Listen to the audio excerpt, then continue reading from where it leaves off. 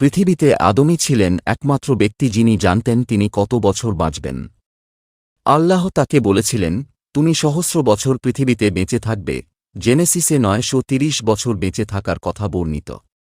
আদম ও হাওয়ার গর্ভে জাত 2 সন্তানের নাম হাবিল এবং কাবিল। মৃত্যুর পর তাকে মাটিতে দাফন করা হয়েছিল। আদম ও হাওয়া ইসলামীয় ধর্মাবলম্বীদের মতাদর্শ অনুযায়ী পৃথিবীর প্রথম পুরুষ ও নারী।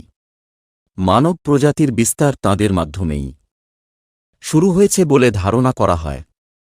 তাঁদের মাধ্যমেই সমগ্র মানব জাতিকে একই পরিবারের অন্তর্ভুক্ত করা হয়, যেখানে আদম ও হাওয়া আদি পিতা ও মাতা।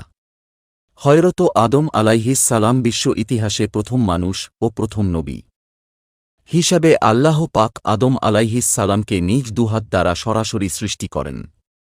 মাটির সকল উপাদানের সারনির্যাস একত্রিত করে আঠালো ও পোড়ামাটির ন্যায় শুষ্ক মাটির তৈরি সুন্দরতম অবয়বে রূহ ফুঁকে দিয়ে আল্লাহ আদমকে সৃষ্টি করেছেন।